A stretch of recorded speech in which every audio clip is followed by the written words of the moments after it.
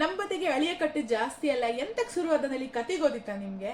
ಹೌದು, ಪಾಂಡುಕುಮಾರ ನಡಿ ಒಬ್ಬ ರಾಜ ಇದ್ದಮ್ರ. ಅವ ಎಂತ ಮಾಡ್ದ, ಅವನಿದ್ದ ಬದ್ದ ಸಂಪತ್ತನ್ನೆಲ್ಲ ಹಾಕಿ ಅವ ಒಂದ್ ದೊಡ್ಡ ಹಡಗನ್ನ ಮಾಡ್ತ.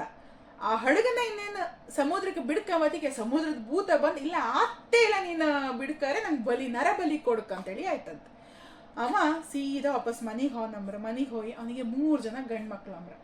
ಅವನ ಹೆಂಡತಿ ಹತ್ರ 3 ಜನ ಮಕ್ಳಿದ್ರಲ್ಲ, ಒಂದು ಮಗನ್ನ ಬಲಿ ಕೊಟ್ರೆ 2 ಮಕ್ಕಳು ಆರಾಮಾಗಿ ತಿನ್ಕ ಉಣ್ಕ ಆರಾಮಾಗಿ ಅವ್ರ ಭವಿಷ್ಯ ಲಾಯ್ಕ್ ಇರತ್ತಂದೇಳಿ ಹೇಳ್ತಾರಂಬ. ಅಷ್ಟೊತ್ತಿಗೆ ಯಾವ ಅಬ್ಬಿಯರು ಎಂತ ಕೋಟಿ ಸಿಕ್ಕುದಾರು ಮಕ್ಳನ್ನ ಕೊಡಕ್ ರೆಡಿ ಇರೋದಿಲ್ಲ. ಇವಳು ಕೇಳಳೆ ಸಿಟ್ ಮಾಡ್ಕೊಂಡು ಅವಳು ಬಟ್ಟೆ ಗಿಟ್ಟಿ ತಕೊಂಡು ಅವಳ ಅಮ್ಮನ ಮನೆಗೆ ಹೋದಳಂಬ. ಇನ್ನೆಂತ ಇಲ್ಲ, ಆಸ್ತಿ ಪಾಸ್ತಿ ಎಲ್ಲದ್ರೊಳಗೆ ಹಾಕಿ ಅವ ಎಂತ ಮಾಡಿದ, ಹಡಗನ್ನ ಮಾಡಿದ. ಅವ ಈ ತಲೆ ಬಿಸಿಗೆ ಹಾಸಿಗೆ ಹಿಡ್ದಂಬ್ರಿ. ಈಗಿನ ಕಡೆ ವಾಟ್ಸಪ್ ಫೇಸ್ಬುಕ್ ಅದೆಲ್ಲ ಎಂತ ಇಲ್ಲಲ್ಲ. ಅವಳಿಗೆ ಒಂದಿದ್ದ ತಂಗಿಗೆ ವಿಚಾರ ಹೊಯ್ಕರೆ ಸುಮಾರು ದಿವಸ ಆಯ್ತಂಬ್ರ. ಆ ವಿಚಾರ ಕೇಂದ್ರ ತಂಗಿ ಊರಿಗೆ ಬತ್ತಾಳಂಬ್ರ. ಅಣ್ಣನ ಕಾಂತಾಳ. ಅಣ್ಣ ಹಾಸಿಗೆ ಹಿಡ್ದು ಪರಿಸ್ಥಿತಿ ಕಂಡು ಅವಳಿಗೆ ತಡ್ಕಬೋಕಾತಿಲ್ಲ ಅಂಬ್ರ.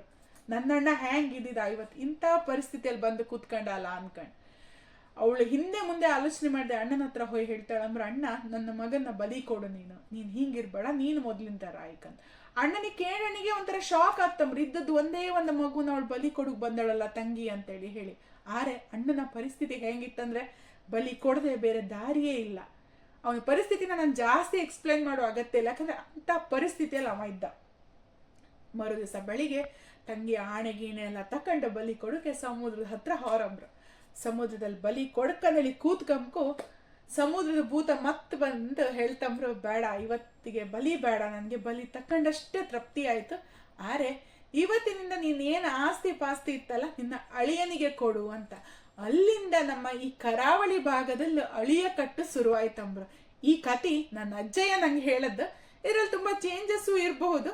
ಗೊತ್ತಿಪ್ಪರು ಅದ್ರ ಬಗ್ಗೆ ಏನಾರು ಎಕ್ಸ್ಟ್ರಾ ತಿಳಿದ ತುಂಬಾ ಜನ ಇದ್ರು ನಮ್ಮ ಕುಂದಾಪುರದಲ್ಲಿ ಅಂತ ಹೇಳ್ತಾ ನಮಸ್ಕಾರ. ನಾನು ಶಬರಿ ಸತೀಶ್, ನಾನು ರೇಡಿಯೋ ಕುಂದಾಪುರದಲ್ಲಿ.